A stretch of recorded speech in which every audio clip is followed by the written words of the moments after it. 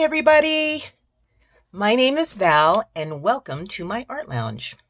So today we're going to do something a little different in the paper crafting world. We're going to go into a little origami. Now I'm making this little origami envelope to put some trinkets in because I am a member of a letter writing group called the Tampa Bay Letter Writers. And in this month's missive, I wanted to add a couple little trinkets, but I wanted to wrap them up, but they still stay flat inside an A2 size envelope.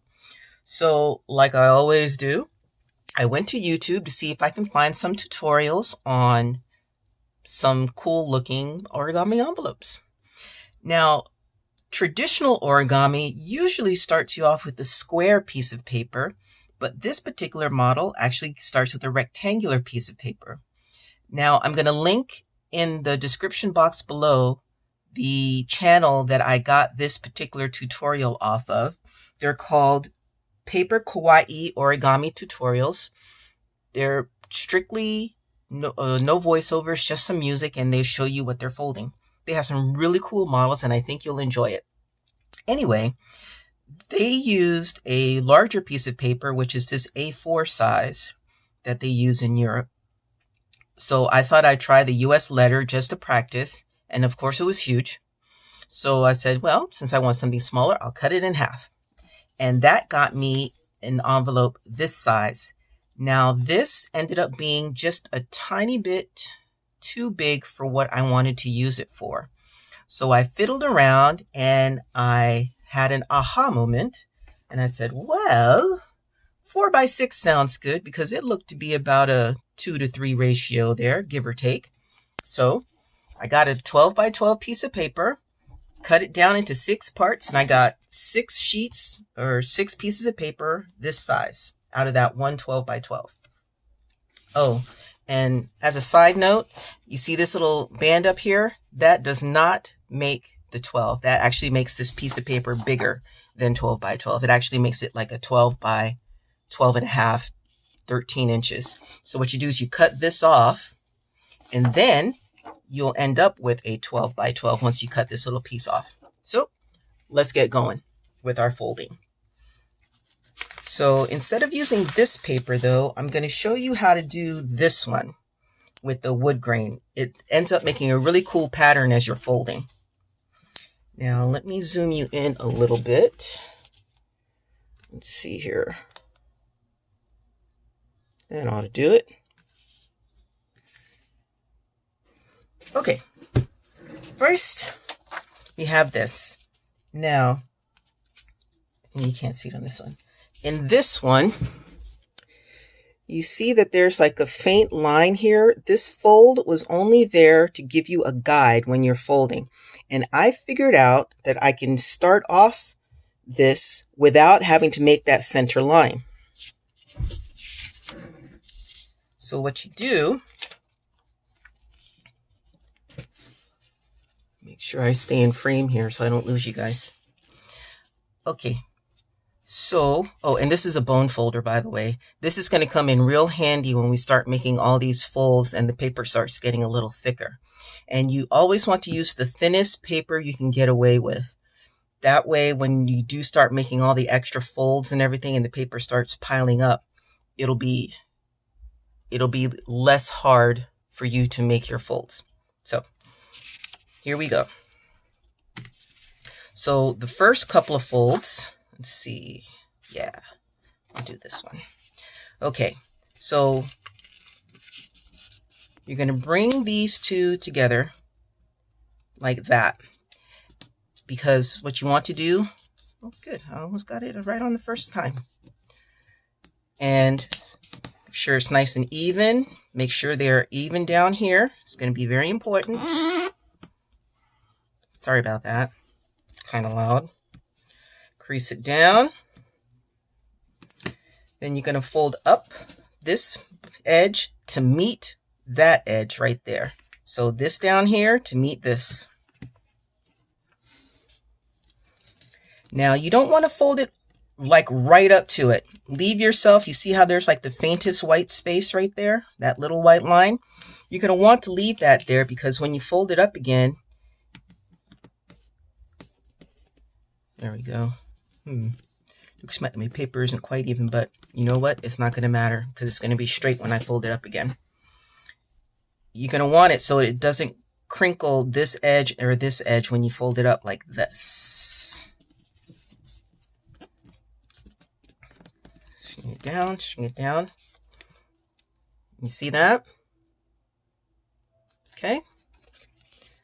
Then you're going to take, I'm going to flip it around, and then you're going to take this point down to the center. So now if I'd have folded the paper in half, it would give me something that I can see. But I've been doing a bunch of these, so I've pretty much figured out, especially with the way the paper is, it gives me a guideline. So you don't need to put it all the way, don't put it over, put it just to the line or even a little less. All right, hold it in place. See, you wanted to shift, look at you. Hold it in place, crease it down. Handy dandy bone folder, turn it to the side, and these two sides are going to meet in the middle. So the first side is just straight across, so it'll meet the edge of your envelope flap, and these edges are going to should be parallel if you do it right. And look at that, I did it right. So this is really where this comes in handy, because this part right here, the paper is going to get kind of thick, and it's going to be a little more difficult to fold, and this bone folder will help you out. I'm going to do the same thing on this side. Bring it in, like so. And again, nice and thick right there, so you're going to crease that down.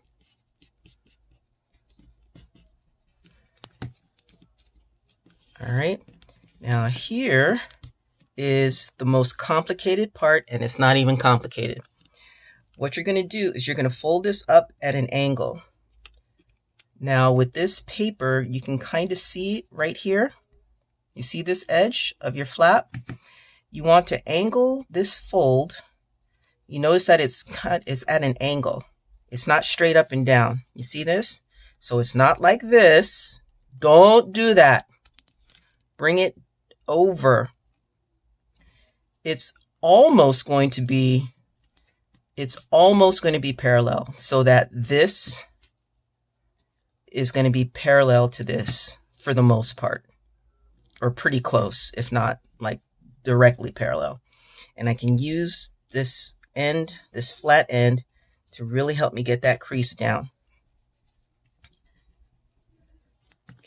You're going to do the same thing over here. You're going to wiggle and waggle and manhandle until you get that nice angle. It's almost parallel.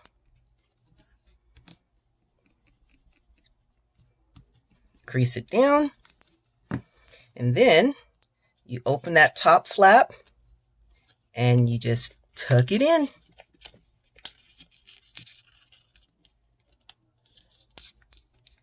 Oh, see? Now that's when you know you came down too far, that it won't tuck in. So just roll it back up a little bit. Same on this side. I'm going to roll it back up a little bit. See, I show you the mistakes too. As much as I've been doing it, I came down too far. There we go. It's a little bit better. So now when you close your flap in, you can wiggle it down and wiggle this one down. Yeah, see, I just came down a little too far for that one. And that's how you fix the mistake. And if you get like this paper specifically, it's good at hiding your boo-boos. And there you have it. All done. Now, what I'm doing, like I said, I'm using this as a trinket box. So what you do when you open it back up, you open it up to about here. And in this rectangle, you can put stuff. Like, if you want to do like just a little Happy Mail, you can put in some sequins or sprinkles or confetti or what have you. Maybe you want to put a little sticker in there, or maybe a little love note.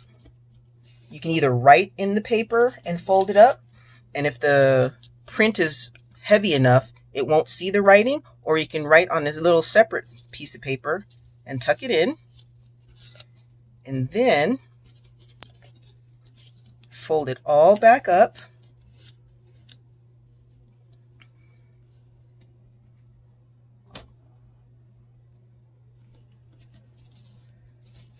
Tuck that in there,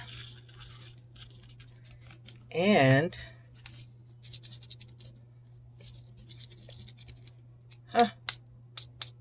look at that, and none of my sequins came out. Awesome. All right, there you have it. So your different little origami envelopes. Do some different colors, do different sizes. You can even do if you do a plain paper, you can draw on them, turn them into a little kitty cat or what have you, any little animals that you like. All right, hope you enjoyed this video.